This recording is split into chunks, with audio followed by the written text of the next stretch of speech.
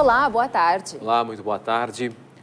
Uma organização não governamental incentiva crianças e adolescentes à participação no debate de grandes temas do país. Hoje em Esteio, na região metropolitana da capital, seguindo recomendações do Estatuto que trata dos direitos destas faixas etárias, os jovens puderam discutir a maioridade penal e o mercado de trabalho. O encontro é coordenado pela Associação de Apoio à Criança e Adolescente, a AMENCAR, uma organização internacional que desenvolve projetos em 27 países do mundo. A atividade reuniu jovens de Canoas, Esteio, Gravataí, Monte Negro e Sapucaia do Sul. Esse é o segundo ano do projeto, que é financiado pelo Conselho Nacional dos Direitos da Criança e do Adolescente. Em discussão, a possibilidade de participar da vida política e social das comunidades. Pela lei, os jovens têm direito a voz e voto nos conselhos municipais. Isso é política, não é só política partidária. Política é a gente estar conversando, dialogando e encontrando soluções para as nossas dificuldades. E a gente quer fazer essa política. Os temas da oficina são escolhidos pelos próprios adolescentes. Questões nacionais, como a PEC da maioridade penal e mercado de trabalho, estão em pauta. Yuri dos Santos, de 13 anos, já tem opinião sobre o tema. Se ele é novo, ele ainda pode ter influência, ele pode melhorar. Ele pode ficar... Não precisa aprender com 16 anos. Ele pode melhorar, pode ser uma pessoa melhor adulta. Raíssa Pereira, de 12 anos, já esteve em outras edições do projeto. Ela não tem dúvidas sobre a importância de sua participação. Eu acho que é importante um pouco tocar nos nossos direitos, mas também nos nossos deveres. E no que a gente pode fazer para incentivar os outros a correr atrás dos seus direitos também, para depois não ser tarde demais. Na oficina de hoje, os participantes promoveram debates e uma eleição. Alimentos fresquinhos e produzidos sem agrotóxicos. Uma combinação perfeita para a saúde. E para tornar essa ideia realidade, uma professora do curso de agronomia da Universidade Estadual do Rio Grande do Sul, em Santana do Livramento, está fazendo com que estudantes coloquem a mão na terra. Bom, e através de um projeto de extensão, ela está revitalizando a horta de uma escola que tem em torno de 700 alunos. Confira esse trabalho na reportagem da Web TV Cidade 10. Da aula de física para um conteúdo bem diferente. Aprender a cultivar hortaliças.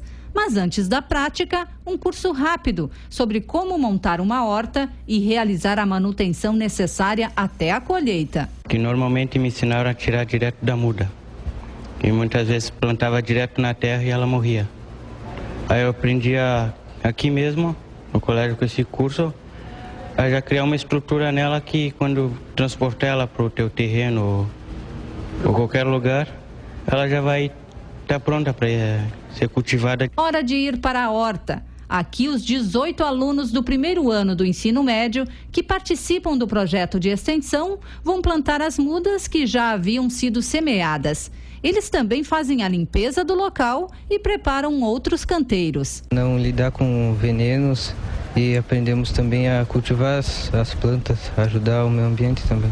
O projeto de extensão sobre a revitalização da horta na Escola Estadual de Ensino Médio Dr. Silvio Ribeiro, em Santana do Livramento, busca capacitar alunos e professores para a produção orgânica de alimentos.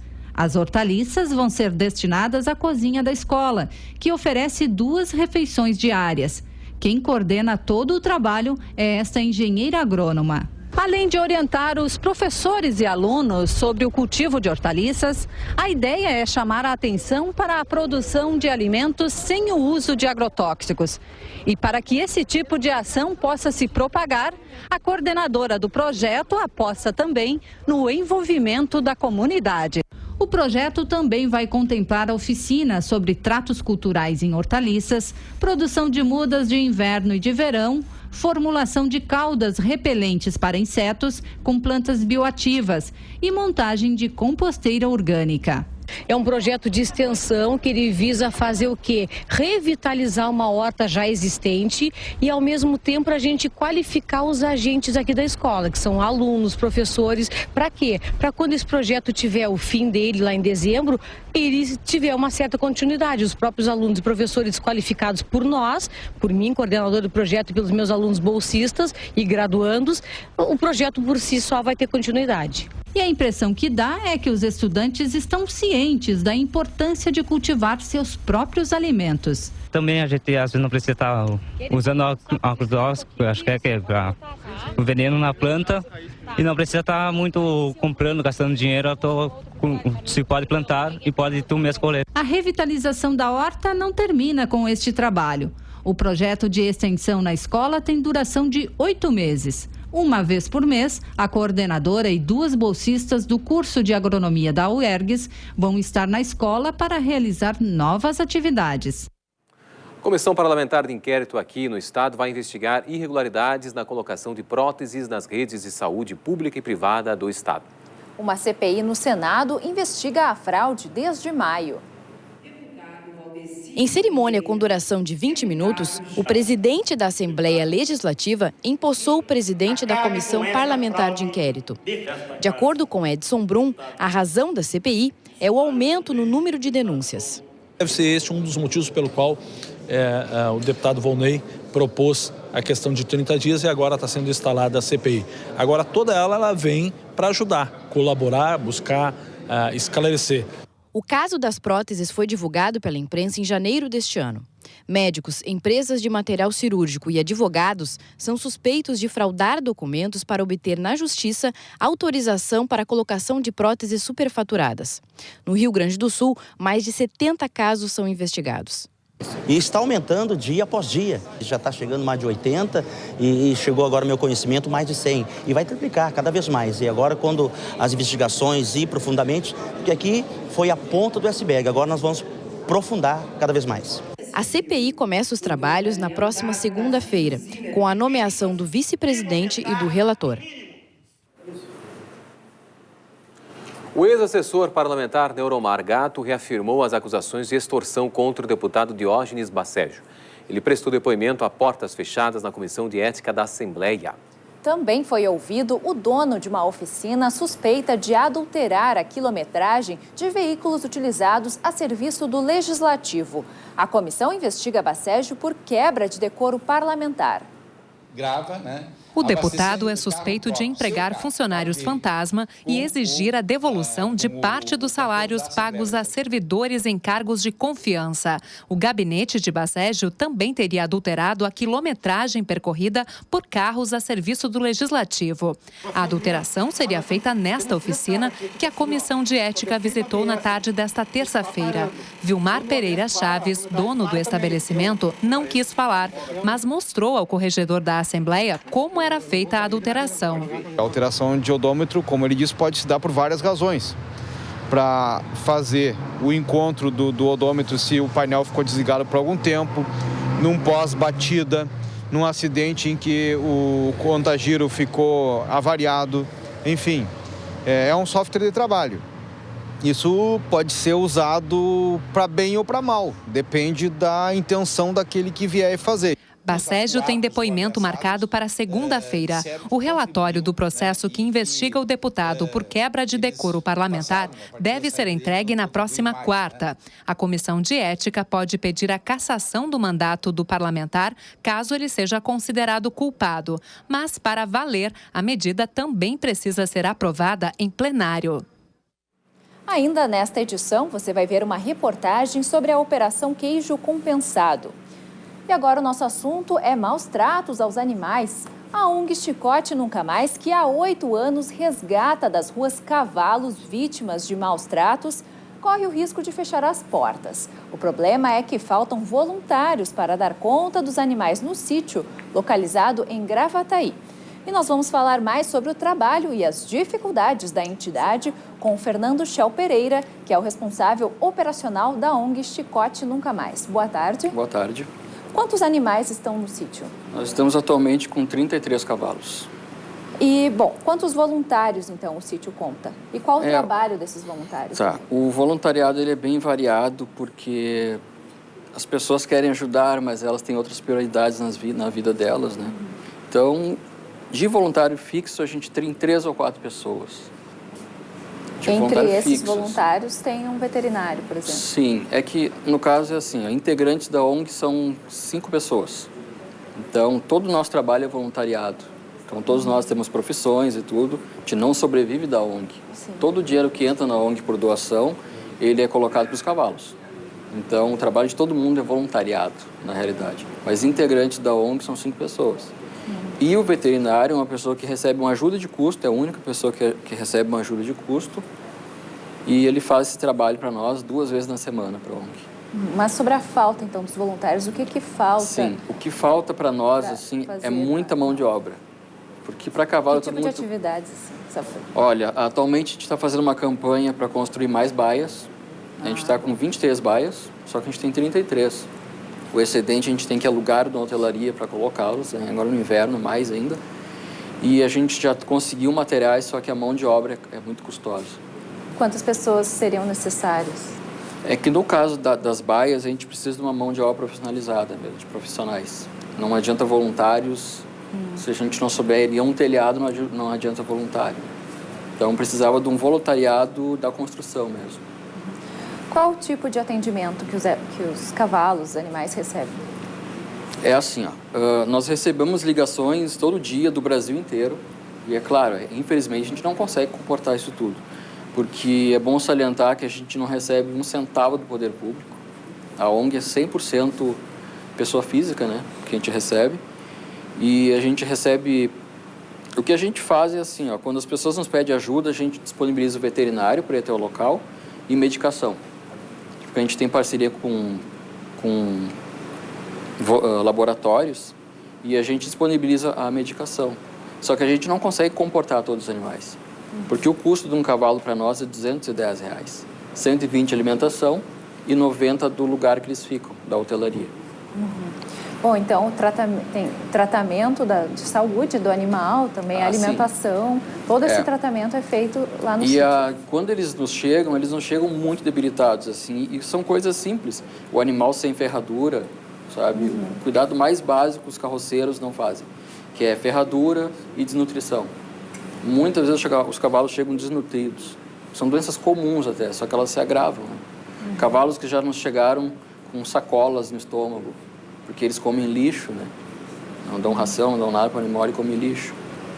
E como vocês chegam até esses animais? São feitas denúncias? São através de denúncias, ou até a brigada nos liga às vezes, mas geralmente são denúncias gerais, assim.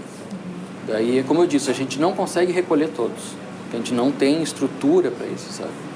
A gente tem... Até é engraçado, assim, falar, porque as pessoas acham que vão chegar lá num Aras, né? É claro que o lugar é um paraíso para eles, porque lá eles estão livres. E a gente tem outra percepção de cavalo. Para nós, o cavalo ele não tem um valor agregado. Ele tem... A vida dele tem um valor em si mesmo. Para nós, o cavalo não tem uma utilidade. E como que as pessoas podem fazer as denúncias, então? Olha, denúncias, se for o caso de Porto Alegre, EPTC.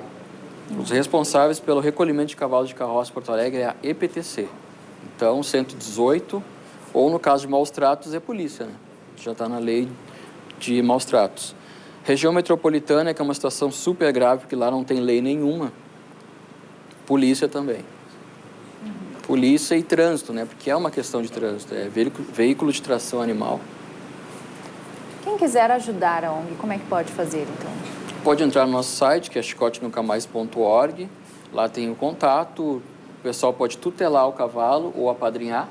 Então, a tutela é assim, a gente segue um protocolo, a gente vai na chácara da pessoa, ver se ela tem condições financeiras, tudo certo para ter um cavalo. Eu levo o cavalo até ela. Se daqui a 10 anos a pessoa me ligar e dizer assim, Fernando, busca porque eu vendi minhas terras, a gente vai lá e busca eles. Porque é tudo pela vida deles.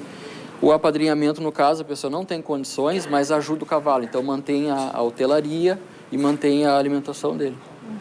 E, claro, entra no contato Chicote Nunca Mais, olha, eu posso disponibilizar mão de obra, Toda ajuda é bem-vinda. E todos os sábados a gente recebe os voluntários lá e pessoas que querem conhecer o trabalho.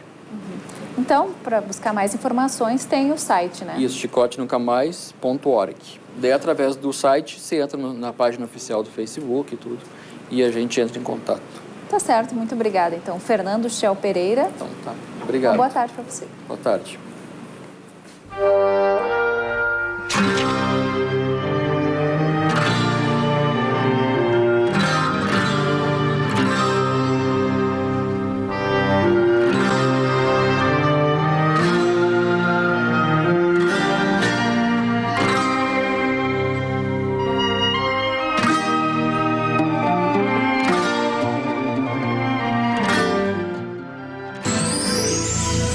O tempo muda na região metropolitana de Porto Alegre nesta quarta-feira. O sol dá lugar à chuva com trovoadas na capital.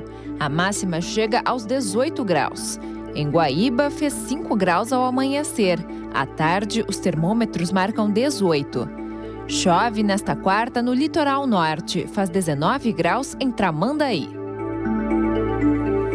Um relatório realizado pelo Tribunal de Contas do Estado mostra a precariedade das creches conveniadas com o município de Porto Alegre e a falta de vagas. Segundo a Secretaria de Educação, a demanda não atendida da educação infantil é de mais de 6 mil vagas. Gislaine mudou de bairro e logo inscreveu os filhos para uma vaga na creche comunitária. Hoje, um ano depois, está começando a adaptação do Bernardo no berçário. Eles estavam numa particular, mas a gente não conseguiu pagar, né? Ele estava os dois... Faz 3 meses que eles estão sem escola, estão comigo, porque a gente não conseguia pagar a escola e tal, a gente se mudou também. E a particular não tem condições, né? A vaga veio com uma desistência, porque a escola Bastiliana, no bairro Cascata, tem 25 crianças até 5 anos e 11 meses na fila de espera. Quase a metade da capacidade que é para 60 crianças. A creche é mantida pela mensalidade de quem pode pagar, que chega ao máximo de R$100. E o convênio com o município, de cerca de R$13 mil mensais. Em contrapartida, a entidade comunitária precisa cumprir requisitos, como banheiros e móveis adaptados e um número mínimo de educadoras por criança em cada faixa etária. Com infiltrações nas paredes, necessidades de reformar a rede elétrica e contas de água vencidas, o orçamento no fim do mês nunca fecha. Muitas vezes a gente tirou dinheiro do nosso bolso, do nosso salário, né? Nós que somos mais antigas, né, que iniciamos. E para poder manter, comprar uma carne, ajudar a botar na luz, na água, essas coisas assim. E o nosso percurso agora do nosso convênio é muito pouco, porque o que a gente gasta e o que as exigências, modo dizer, que eles pedem. As escolas conveniadas atendem 70% das crianças matriculadas na educação infantil de Porto Alegre. Mas o maior gasto da prefeitura está com as escolas municipais. Enquanto o poder público gasta na rede R$ 8.800 por ano por estudante, nas escolinhas mantidas por associações e pela comunidade, o aluno custa R$ 3.000. Em 2014, as 41 escolas municipais de educação infantil receberam 50% dos recursos, contra 49% das 219 conveniadas. E 1% foi destinado à compra de vagas. A coordenadora da educação infantil do município explica que, ao longo de 20 anos dos conveniamentos em Porto Alegre, o serviço se qualificou. Hoje, além da ampliação da rede pública, com a meta de construção de mais 9 escolas, a estratégia é valorizar essa parceria histórica com a comunidade. Toda vez que o convênio, existe reajuste do convênio a cada ano, sempre o aumento que se dá ele é além da inflação. Então, isso mostra a preocupação do município em qualificar cada vez mais esse atendimento.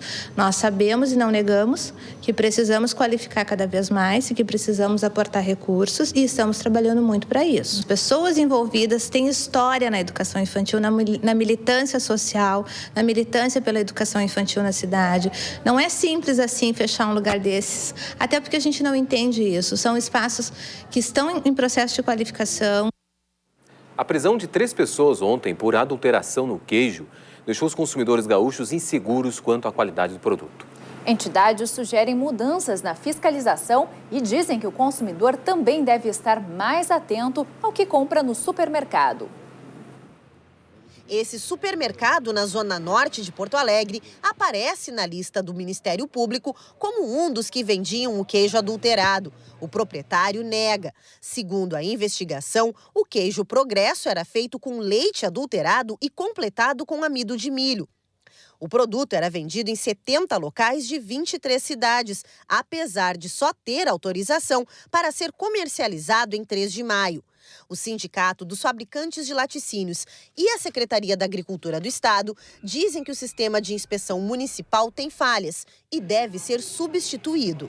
Essa questão da inspeção municipal ela só ficar limitada ao município, ele realmente é um convite de que a gente possa burlar essa legislação.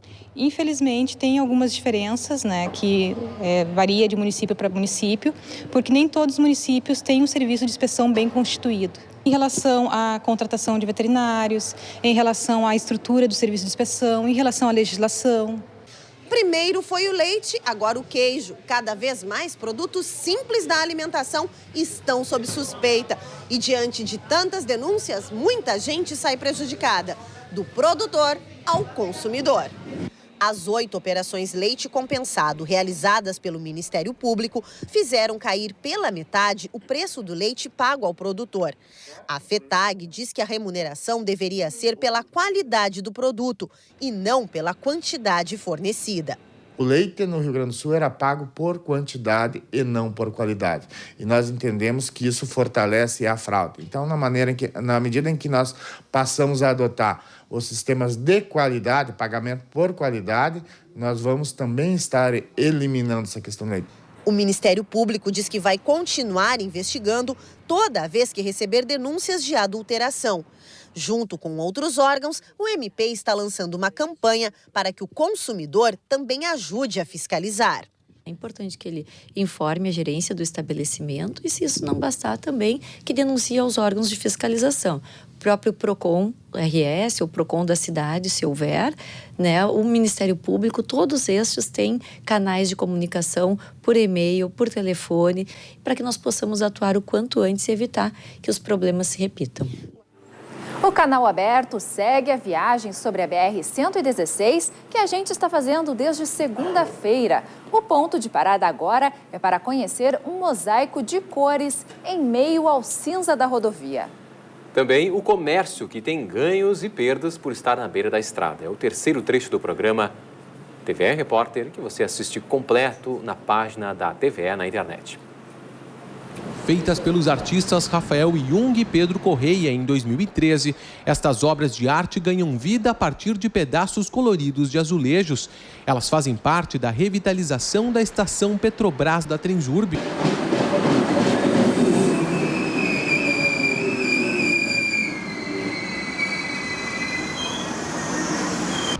Os mosaicos são uma tentativa de fazer com que as pessoas parem um pouquinho e se deem conta da beleza que preenche as colunas da estação. Afinal, são estas obras de arte que trazem mais cor e vida a um local que é meramente de passagem. E para muita gente, mais de 59 mil pessoas passam por dia por este trecho da Transurb. O que esses mosaicos que estão colocados aqui, o que eles causam em ti? Felicidade, uma alegria. Algo diferente e que deixa o local muito mais bonito. Dá mais cor? Com certeza. Mas é uma sensação boa? É uma sensação boa porque tu acorda de manhã todo dia para pegar o trem e sempre vê essas pessoas, não se falam e coisa, e as esculturas às vezes fazem que as pessoas comentem, interajam. Você já se deu conta desses mosaicos que estão aqui na parede? Sim, tô gostado de um deles aqui. O que isso te causa? Eu acho triste. Acha bonito? Bonito. Mas que impressão isso te causa, assim? Isso te causa algum sentimento? O que tu percebe quando tu olha para uma obra dessas? Tá que fez isso aí, fez bem feito, né? Fez um artista bem... Eu quase venho pouco aqui na estação aqui, que é a terceira ou quarta vez que eu venho aqui, mas sempre o cara fica olhando, Mas é uma pressão boa. Então, não passa batido? Não passa batido. Não passa. Mas a beleza não está apenas nas colunas. Também o teto da estação foi transformado em verdadeiros quadros pelos artistas. Pena que nem toda viagem pode ser tão colorida. De volta à estrada, vamos em direção ao viaduto do bairro Charlau, em São Leopoldo. Lá as cores fazem falta. A grande quantidade de lojas de autopeças e desmanches novamente transformam a paisagem. Um tipo de comércio que sente o impacto da proximidade com a rodovia.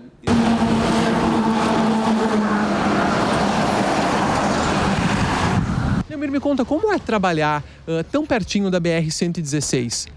Cara, tem os pontos positivos e tem o negativo. Bom é por causa das pessoas, quando se procuram mais em volta da BR, os comércios, né? E o negativo é quando dá a tranqueira, né? Tranqueira na BR, começa a trancar tudo aqui também. Aí as pessoas não se deslocam da oficina deles para vir aqui para procurar as peças deles, né? Eles precisam. Então, nessa parte negativa para todos nós do comércio daqui em volta.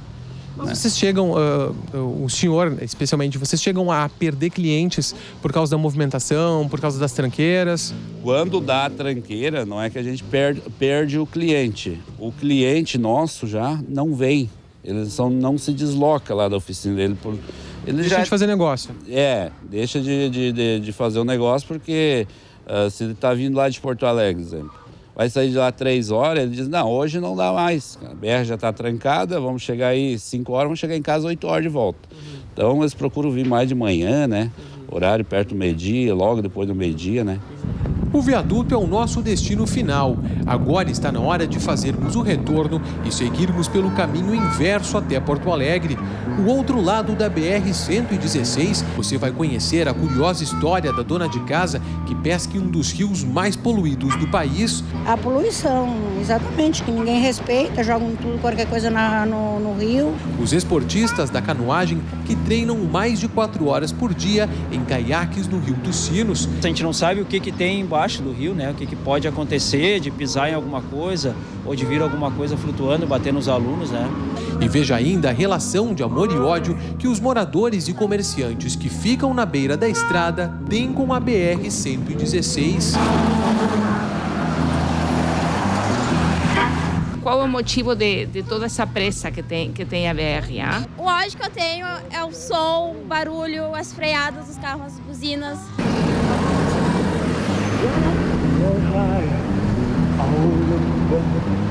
Nos últimos 3 anos e meio, cerca de 14 mil reclamações contra os taxistas da capital foram protocoladas na EPTC, a empresa pública de transporte e circulação.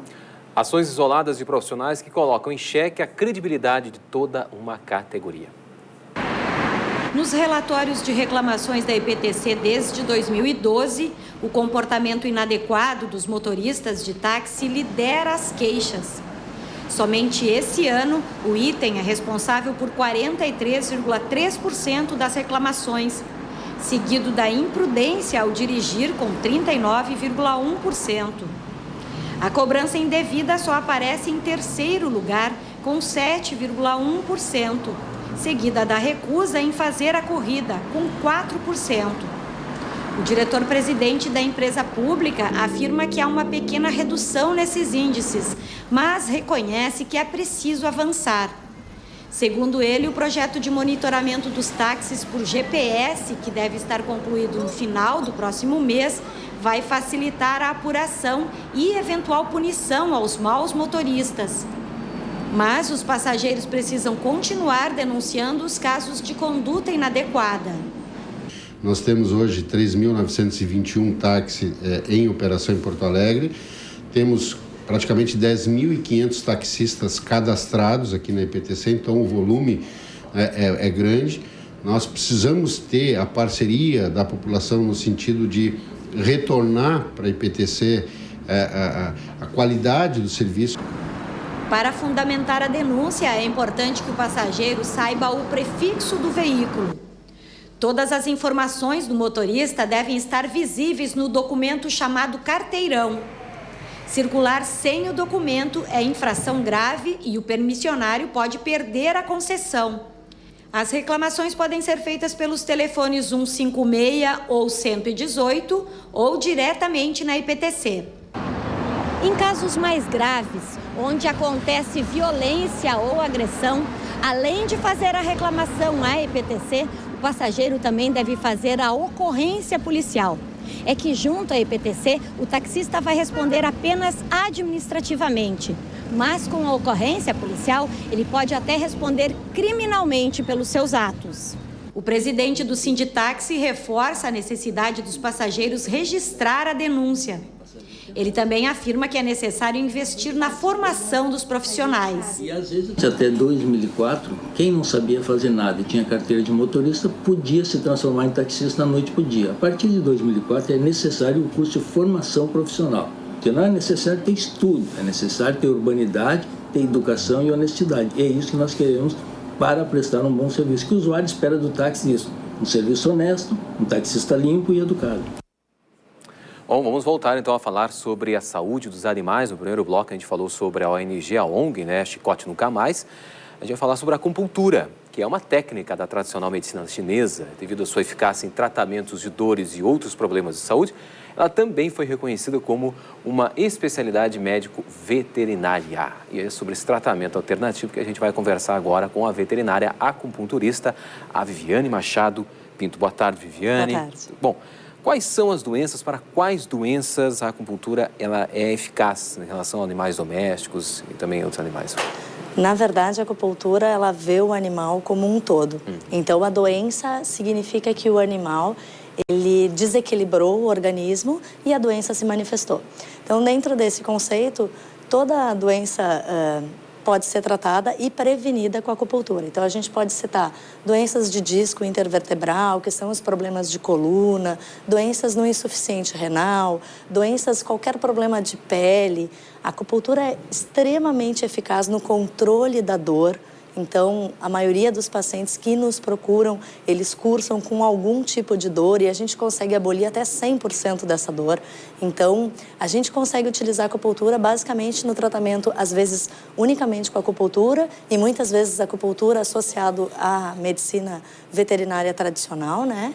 Então, depende muito do que a gente vai precisar, mas às vezes só a acupuntura e às vezes a acupuntura associada à medicina. Bom, os princípios utilizados na acupuntura, utilizado em humanos, é a mesma utilizada em animais? Exatamente o mesmo. Exatamente, né? Então, mesmo. Exatamente o mesmo. A gente utiliza pontos específicos, introduz agulha e aí a gente estimula o sistema nervoso, o sistema endócrino para combater as principais deficiências daquele organismo. Bom, e as pessoas geralmente têm um pouco de resistência à acupuntura, né? E os animais, eles sentem dor? Quais são as características? Reagem? Como é que é a reação dos animais? Também as pessoas também em relação a levar o seu animal no veterinário, né? Também. Às vezes, os proprietários têm mais dificuldade do que o próprio animal. É mesmo? Sim, eles reclamam, vai colocar agulha no meu animalzinho, né? Então, os animais, a maioria deles responde de forma bem social, né? Muitos dormem durante a sessão de acupuntura. A acupuntura dá um relaxamento e isso faz com que o animal se sinta bem e relaxe e acabe muitas vezes caindo no sono. Sim, justamente. Bom, e essa acupuntura deve ser usada como um tratamento, complementação com outros tratamentos também, ou ela pode também ser usada como único tratamento? Por exemplo, um dos tratamentos que mais nos procuram é o tratamento da doença de disco intervertebral, do problema de coluna. Né? Existem situações em que a gente vai utilizar unicamente a acupuntura no tratamento desses pacientes. Vai depender de um exame neurológico que a gente faz e avaliação desse paciente para determinar se esse paciente ele é um paciente que vai só para acupuntura ou se ele precisa de cirurgia e depois vai seguir fazendo acupuntura. As sessões de acupuntura normalmente em doenças agudas, em patologias agudas, ela é feita até 2 vezes por semana. E em patologias crônicas, em geral, a gente faz 1 vez por semana. E o período aí vai depender de como o animal vai evoluindo. Então, não existe um período certo de tratamento para a acupuntura? Tantas sessões são necessárias para... Vai depender do estado geral do paciente, né? Então, algumas vezes, 4 sessões são suficientes e a gente deixa o animal 100%, e às vezes a gente precisa de 2, 3 meses.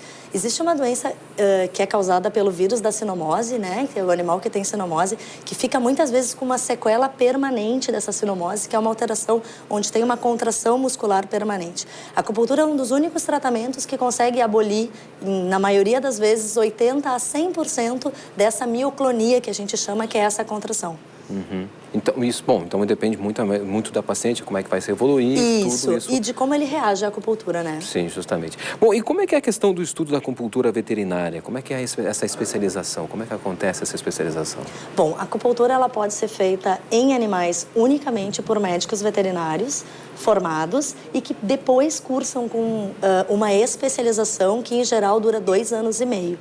E a partir daí, então, a gente pode se dizer como médico veterinário acupunturista. Uhum. Então, a única pessoa habilitada a trabalhar com animais é o médico veterinário e, em termos de acupuntura, que faça uma especialização em acupuntura. Sim. Bom, a questão da acupuntura, ela pode também trazer um alívio rapidamente para o animal, de forma rápida? Alívio de forma imediata, muitas vezes, se a gente falar em alívio de dor. Né? A acupuntura ela age nos mesmos receptores que um analgésico potente, que é a morfina, né? Só que uma morfina endógena, que a gente produz mesmo. Então, isso garante uma analgesia por um período superior. Então, em dores agudas, 3 dias, 5 dias de analgesia com o uso da acupuntura. Então, às vezes, a gente usa só a acupuntura e muitas vezes de forma integrativa com medicamentos. Uma medicina integrativa. Sim, uma medicina integrativa. Uhum, tá certo. Bom, conversamos com a Viviane Machado Pinto, veterinária acupunturista. Viviane, agradecemos a gentileza aqui. Que agradeço. Obrigado, hein? Boa tarde. Obrigada. Tchau, tchau. E agora é a hora do esporte aqui no Canal Aberto. Quem nos traz as informações é o Farid Germano Filho. Boa tarde, Farid. Boa tarde, Marcelo. Pois o estádio Bento Freitas, do Brasil de Pelotas, foi liberado depois de uma vistoria feita na tarde de ontem pela Brigada Militar. O estádio do Chavante estava interditado desde a partida contra o Flamengo pela Copa do Brasil em fevereiro. Mais futebol. 4 equipes disputam a partir de hoje o quadrangular decisivo da Segundona Gaúcha. Alô, interior do estado.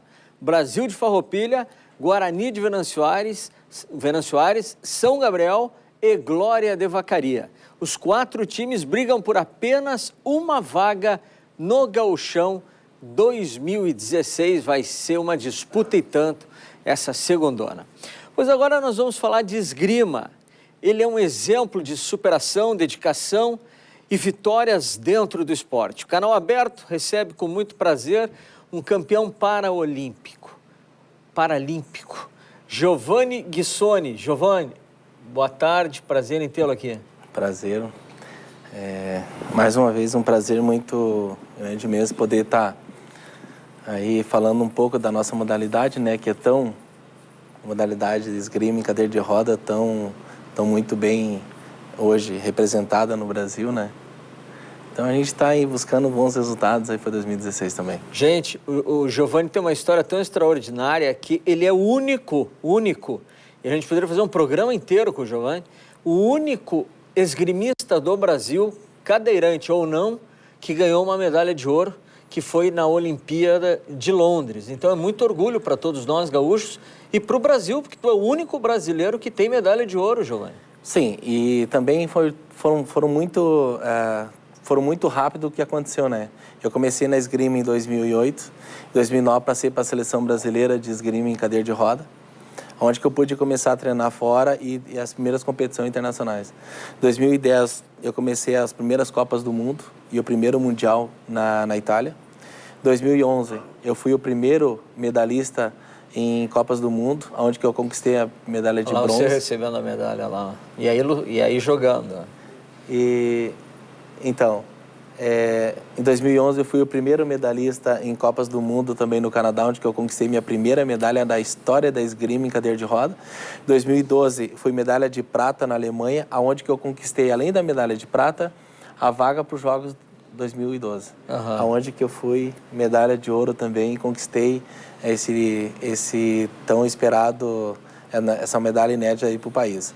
E não parei por aí, 2013 também fui para mais outras Copas do Mundo também, ganhei como a Copa do Mundo no Canadá também, fora a Copa do Mundo da Itália também. 2014 foi um ano muito bom, onde que eu conquistei muitas medalhas de ouro E eu muito feliz porque eu terminei o ranking de 2014 em primeiro no ranking mundial, né? Sensacional. Ganhei um prêmio aí da AIAS aí pelo ranking, terminar o primeiro do ranking mundial.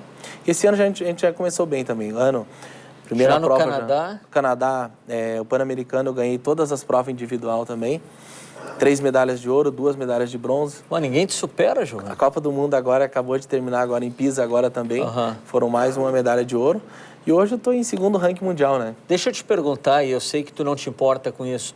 Tu não nascesse com problema, né? Tu tivesse o problema em 2004. Como é que foi? Eu não nasci cadeirante, eu adquiri a minha deficiência, né? Em 2004 fui assaltado e tomei um tiro na medula, espinha e pulmão, e é onde que eu fiquei na cadeira de roda. Então no início foi muito difícil, né? Porque acho que para todo mundo, quando tu adquire uma deficiência, é bem complicado. Creio eu que quando tu nasce com uma deficiência, eu acho que tu se acostuma melhor, sabe? E como eu adquiri essa deficiência no início, foi muito complicado mesmo, sabe? Até saber se adaptar com as coisas, com tudo na vida, sabe? Foi muito complicado mesmo, porque eu fiquei muito fraco, eu tive que ter muita ajuda da minha família, sabe? Que hoje, graças a Deus, que me ajudaram muito na época, também me ajuda até hoje, né? Mas eu acho que assim também a gente tem que ter muita força de vontade também. Não adianta você me chegar a dizer assim, mas tu pode ser um campeão. Mas basta eu querer ser um campeão. Eu tenho que fazer por merecer, tenho que buscar também os resultados, tenho que buscar. E hoje, graças a Deus, uma das coisas que eu busquei na minha vida foi o esporte, né? O Giovanni fez uma frase aqui fora do ar muito interessante. Nunca sofri por antecipação, né? Eu não sofro antecipação. Muita gente sofre. Eu, graças a Deus, como eu estava falando para você antes, Londres, quadro de 8 para as quartas de final, aí eu peguei 2 franceses que foram medalhistas em outras Paralimpíadas. E, então, assim, eu via que eles já estavam sofrendo antecipação de jogar comigo. Então, me deixou muito tranquilo. E hoje, eu sigo com aquela tranquilidade. Hoje é o que eu levo para dentro da pista, é muita tranquilidade. Não sofro com antecipação, como muita gente sofre, que isso faz muito mal, né? Sem dúvida. Giovanni, parabéns. Obrigado. Então, campeão não só jogando, mas também como lição de vida. Agora, dia 5 agora também de junho, agora estou indo para a Copa do Mundo na Polônia. E em seguida temos o Mundial, que o Mundial esse ano classifica também, o campeão do Mundial classifica direto para o Rio também. O ano que vem, em maio, termina o ranking. Então, os 10 primeiros classificados pelo ranking mundial já está dentro da Paralimpíada. E ano que vem, mais uma medalha de ouro. Se Deus quiser, vamos ser bicampeão paralímpico novamente, aí trazer mais medalha, mais sucesso para o nosso Brasil. Orgulho para o esporte do Rio Grande do Sul. Grande Giovanni. A Feira do Livro de Canoas está movimentando a cidade, com mais de 30 bancas instaladas na Praça da Bandeira. Além dos livros, o evento conta com várias atividades culturais. Ontem à noite foi a vez do casal Rui Castro e Heloísa Seixas conversar com o público. Na palestra, eles falaram sobre o livro O Oitavo Selo. Na obra, a esposa de Rui Castro mistura realidade e ficção para contar sobre a fase em que o biógrafo de Nelson Rodrigues e Garrincha enfrentou o vício do álcool e cocaína e também sérios problemas de saúde. Para Heloísa Seixas, escrever o livro foi uma forma de se salvar. E quando eu terminei de escrever O Oitavo Selo, primeiro eu não tinha noção de tudo aquilo que... Sabe, quando eu vi todas as histórias que tinham acontecido, eu mesma fiquei impressionada. Puxa, mas que história incrível, né? É impressionante. Eu fiquei impressionada. E, ao mesmo tempo, eu tive uma sensação de alívio incrível. Eu passei a dormir melhor depois que eu acabei de escrever O Oitavo Selo. A 31ª edição da Feira do Livro de Canoas segue até o dia 27 de junho. E quem tem uma dica de leitura e participa agora do Canal Aberto é o apresentador do programa Tons e Letras da FM Cultura, Luiz Dil. Boa tarde, Dil. Qual sugestão de livro você traz para a gente hoje? Boa tarde, Lívia. Olha, o livro hoje chama-se Jeito de Matar Lagartas, do Antônio Carlos Viana. Esse autor é lá do Sergipe, né, de Aracaju, Ele começou a sua trajetória há 40 anos, tá? Ele venceu vários concursos, sempre na categoria contos, né? No gênero contos. E o interessante é que ele tem também, além da literatura, como escritor, ele tem uma proximidade com a literatura porque ele é professor universitário. Inclusive, o mestrado que ele fez em literatura foi feito aqui em Porto Alegre, na PUC. Depois ele fez o mestrado lá na França. Esse livro, né, coloca ele num patamar assim que muito alto entre os contistas brasileiros. Ele é muito reconhecido pelos autores brasileiros, pelos escritores brasileiros. Falta ainda, na minha opinião, para o Antônio Carlos Viana ser conhecido mais pelo público, né? Nesse livro aqui nós temos 27 histórias, né, no Jeito de Matar Lagartas. São textos bem curtos, alguns têm 3 páginas, 4 páginas, uma linguagem direta, objetiva. E o interessante é que acho que esse livro aqui, inclusive para quem gosta de escrever contos, né, muita gente que está nos assistindo gosta de produzir contos, esse livro aqui é praticamente um mini curso de contos, né? Tal a excelência que ele atingiu com esse livro aqui nas suas narrativas, né? O interessante também desse livro é que a maioria das histórias envolvem crianças e idosos, né? Ou seja, ele está falando de 2 extremos aí da nossa vida, né? O começo da nossa jornada e também já a proximidade do fim. E é interessante que quando a gente pensa em personagens infantis, em crianças, a gente imagina que sejam histórias mais suaves, oníricas, né, líricas, mas não, aqui na literatura e nos livros anteriores do Antônio Carlos Viana, isso já acontece. Na literatura dele, mesmo quando tem uma criança envolvida, sempre é um tema forte, é uma literatura que provoca um pensamento, uma reflexão, né? Às vezes os personagens infantis são extremamente duros, endurecidos, enfrentam dificuldades muito grandes e às vezes são bem cruéis também, como é o caso de alguns desses contos que a gente vê aqui. E eu queria, para finalizar, dizer que esse livro aqui, quem gosta de contos com certeza vai gostar bastante do Jeito de Matar Lagartas, do Antônio Carlos Viana, que é um lançamento, né? Foi lançado no começo do ano pela Companhia das Letras. Fica aí a dica para os nossos telespectadores. Legal, muito obrigada pela dica, Gil. A gente volta a se falar então na semana que vem. Uma boa tarde. Boa tarde.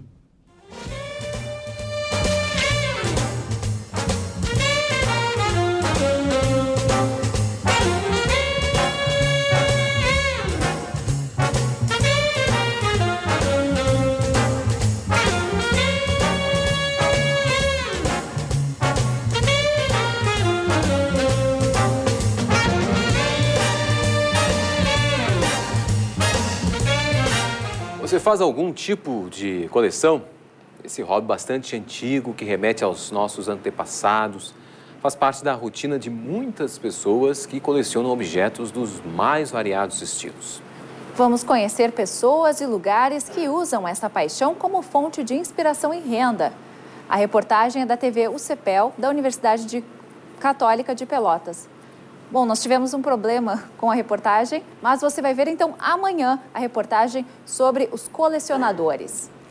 E o Canal Aberto volta amanhã então com novas informações. Nesta quinta-feira vamos abordar as condições da farmácia do estado. Você vai ver também uma entrevista sobre o tratamento hormonal e dicas para aplicar o seu dinheiro. Boa noite, boa tarde, até lá.